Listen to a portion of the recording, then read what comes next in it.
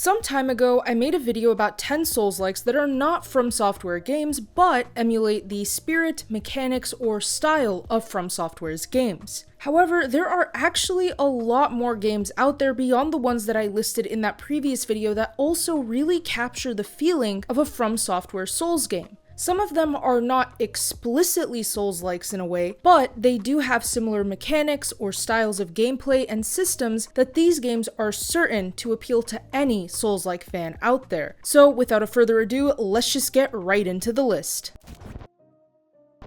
The Surge was released back in 2017 and was developed by Deck 13, which is the same studio behind Lords of the Fallen, a Souls-like game I mentioned in my previous video. Designed to emulate the hard combat of Souls games, The Surge takes place in a dystopian future where people have exhausted all available resources on Earth. You play as a man named Warren, who's a new employee on a bullet train that's heading towards a company called Creo, which is a major tech giant that controls the world. The Surge was met with some mixed reviews, but The Surge 2 was received better. In The Surge 2, you get access to a character creator instead of having a set character to play as. There's also more advanced mechanics and more Souls-like mechanics with dodging and parrying. The Surge 2 is set in the same universe as the first game, but there's newer weapon types, better AI, and alternate paths available for you as the player to undertake in the story. The Surge 2 is what I would say you should probably play first because it is better than the first game. However, I won't tell you to not play the Surge 1 at all, it's just up to you. Still, the Surge 2 is interesting because it takes the idea of Souls-like combat and instead of utilizing a medieval dark fantasy world, it creates a world with a dystopian hyper-technological future, which is definitely unique. Code Vein is an action RPG by Bandai Namco set in a post-apocalyptic future and was inspired by Dark Souls. You play as an unnamed protagonist who awakes in a dark world as a revenant, an undead human that basically feeds on blood, so essentially a vampire. Although Code Vein is a story-heavy game, there are plenty of Souls-like mechanics and inspirations present in this game that make it a great Souls-like to try. Code Vein provides you with an AI partner that fights alongside you in the world, which is definitely different than most Souls-likes. Sure, you can summon aid in Souls-like games, but to have a consistently present partner is an interesting mechanic. However, this AI partner is optional, so you don't need to have them there if you're not a fan. Throughout Code Vein, fighting bosses requires you to understand attack patterns, learn from death, and fight strategically, just like in regular Souls games. However, some have complained of issues where the boss difficulty is almost impossible to fight without an AI companion, though you may have a different experience. Ashen is a bit of a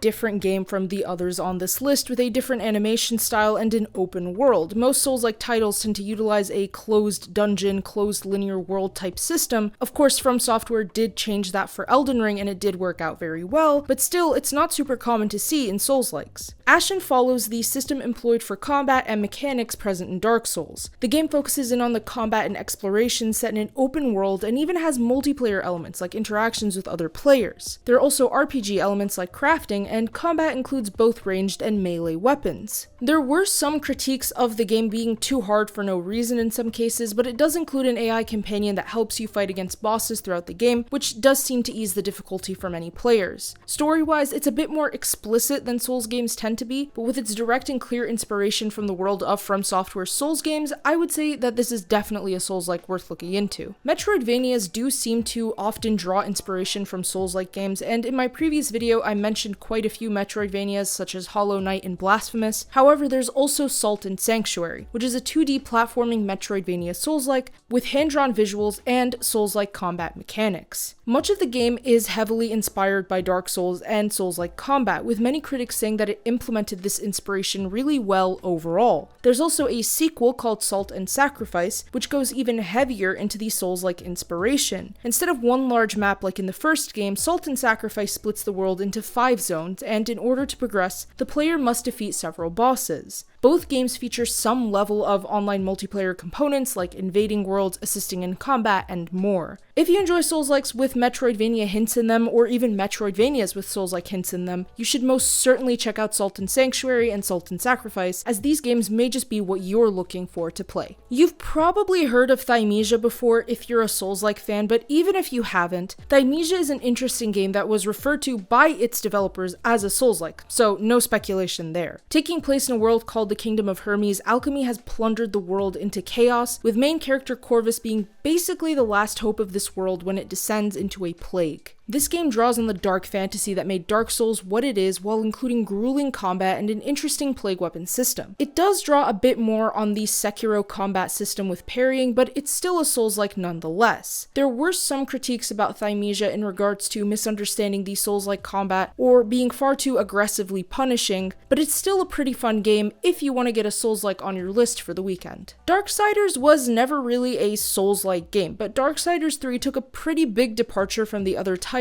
and took elements from both Metroidvanias and Soulslikes to create a new Darksiders experience. You play as Fury, sister of war and death, and one of the 4 horsemen of the apocalypse. Your goal is to capture the 7 deadly sins that have escaped imprisonment. Most of the combat relies on both melee and magic. Combat in Darksiders 3 works on smaller quantities of enemies, with enemies being harder to fight compared to the previous Darksiders games, as well as trying to keep things more interconnected, just like what we see in Dark Souls. As Fury, you can collect souls from enemies and the world around you, and these souls are basically the currency of the game. There's also puzzles and some level of platforming, which does draw on both Souls-like and Metroidvanias. There were some critiques of the game because people felt that it departed too much from previous Darksiders titles, but still, if you're looking for a bit of a different take on the Souls-like experience, Darksiders 3 might be what you're looking for. Lies of P isn't the only Souls-like to use the idea of robotic puppets, because Steelrising also used something similar. The action RPG takes place in an alternate telling of the French Revolution, where King Louis XIV has created an army of automatons called automats and rules over Paris using fear. Steelrising draws a lot on history, with many historical figures like Maximilien Robespierre, Marquis de Lafayette, and more getting appearances in the game. Combat-wise, you collect anima essence, which is pretty similar to the idea of souls and can be used to upgrade weapons and skills. You also perform these upgrades at Vestal checkpoints throughout the world, which are basically the bonfire system of the game. Contrary to other Souls-likes though, there is a way to adjust the difficulty of the game, so it's not super complicated. So this is maybe a good game for you if you find yourself intimidated a bit by some of the difficulty present in Souls and Souls-like games. This is also probably a good pick for you if you find history to be pretty interesting. Kena, Bridge of Spirits is an action-adventure game that follows a young girl named Kena who's a spirit guide and uses her magic to help the dead pass on to the spirit world. The combat in the game involves a staff for melee as well as a bow, which can be used as both a weapon or as a grappling hook. Although it doesn't look like it at face value, Kena, Bridge of Spirits is actually quite a difficult game, with many Souls players even finding this game to be harder on its highest difficulty. Similar to Star Wars Jedi Fallen Order, Kena, Bridge of Spirits includes a difficulty slider that lets you tailor the game to your preferences.